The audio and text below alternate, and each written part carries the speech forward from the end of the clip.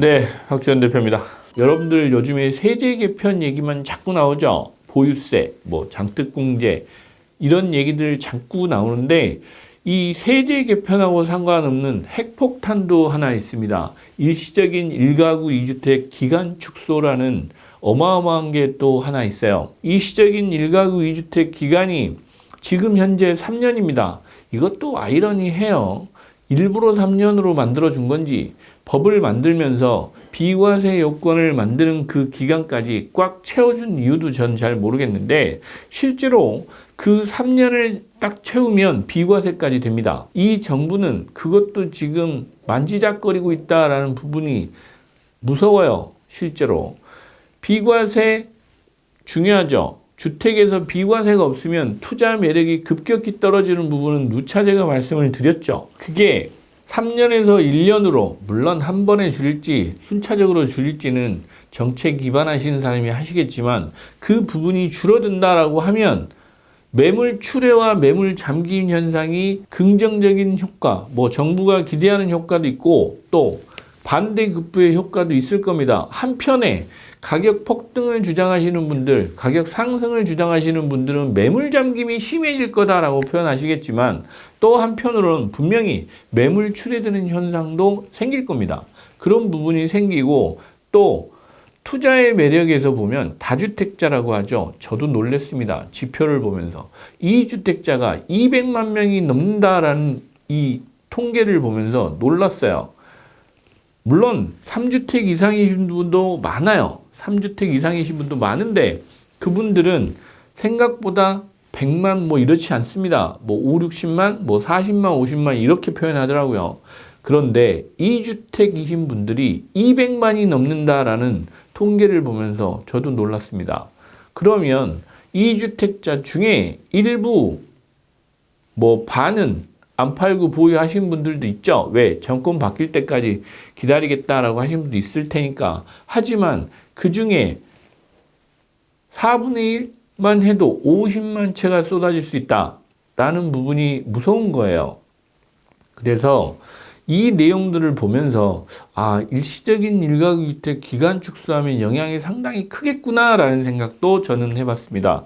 여러분들 5월 9일자로 다주택자 중과세가 유예됐던 부분이 결국은 다시 중과세를 매기는 쪽으로 갔죠. 그래서 이제 언론에서는 매물 잠김이라는 부분이 있었어요. 매물 잠김이라는 부분 때문에 여러분들 이제는 가격이 오를 거야라고 생각하시는데 시장은 현재 오르고 있진 않습니다. 물론 지난주에 보니까 강동구가 가장 많이 올랐다고 하더라고요. 상승폭이 커서 거기가 왜 그러냐고 해서 분석한 기사도 나오고 하던데 재건축이 빨리 진행돼서 그렇다고 하더라고요. 언론 분석은 그렇게 나왔습니다. 하지만 일부 지역이다. 그리고 이미 15억 이상 고가주택에 대해서는 거래량이 상당히 감소하고 있고 지금은 눈치 보기 시장입니다. 제가 보긴 그렇습니다.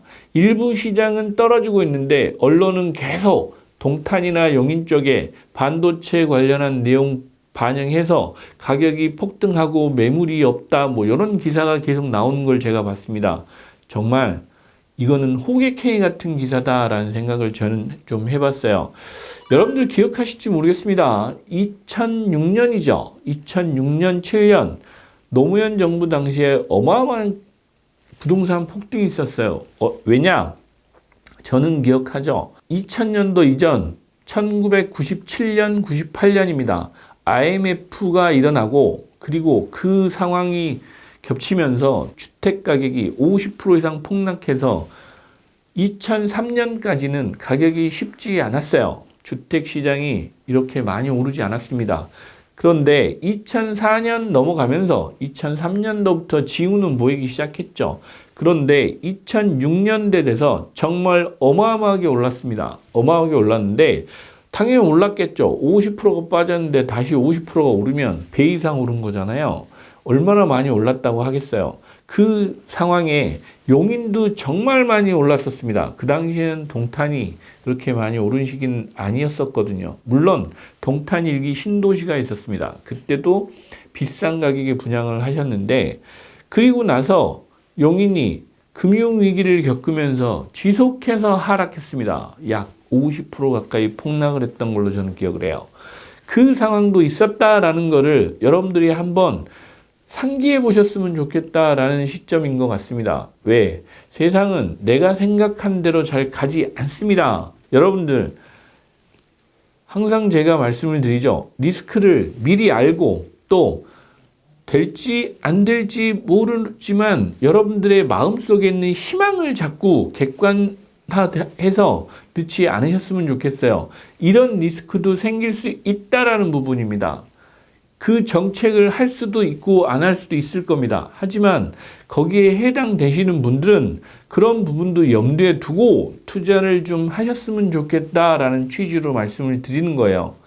자, 내가 2주택자인데 원래 3년이었는데 내년부터 1년으로 축소한대 라고 했을 때 여러분들은 어떤 준비를 하셔야 되고 계획을 하셔야 되는지 방향을 잡으셔야 되는지 이 말씀을 드리는 거니까 여기다 대고 보수니 진보니 이런 얘기 하시지 말고 제발 이 정권이 어떤 방향으로 어떻게 정책을 펴는지를 여러분들한테 예상을 해서 알려드리는 겁니다. 그런 측면에서 여러분들이 조금 이해하시고 투자의 방향을 잡으시면 됩니다. 안녕하세요. 빌딩의 신 박지현 대표입니다. 오랜만에 세미나 계획을 좀 말씀드리려고 합니다. 6월 20일 토요일 오후 2시입니다. 매번 했던 포스코타워 역삼에서 부동산 투자 이제는 경영이다 라는 주제로 선거 이후 투자 방향에 대해서 이야기를 해보려고 합니다. 그래서 이번 세미나는 선거 이후 투자 시장의 변화된 흐름을 짚어보고 특히 사업용 부동산 어떻게 경영하고 밸류업할 것인지 구체적인 전략을 안내해드리는 시간을 가져보도록 하겠습니다. 이번에는 Q&A 시간도 좀 많이 잡았어요. 최대한 많은 분들의 답변, 응답을 해드리는 시간을 가져보도록 하겠습니다. 선거 이후 재편되는 2026년 하반기 부동산의 흐름 늦기 전에 제대로 읽고 생존 전략을 짜고 싶으신 분들 이번 세미나 꼭 신청하셔서 들으시기 바랍니다. 아무 때나 오는 기회가 아니다 라는 말씀을 꼭 드리고 이번에는 저희가 야심차게 10년 가까이 개발해왔던 빌딩샵 AI도 여러분들한테 오픈해드리는 시간을 가져보도록 하겠습니다. 여러분들의 미래 투자 방향, 대한민국 프로테크의 대전환을 만들어낼 수 있는 AI 플랫폼이다 라고 생각하시면 될 것 같고 세미나 하는 날 모두 오픈해 드리도록 하겠습니다. 감사합니다.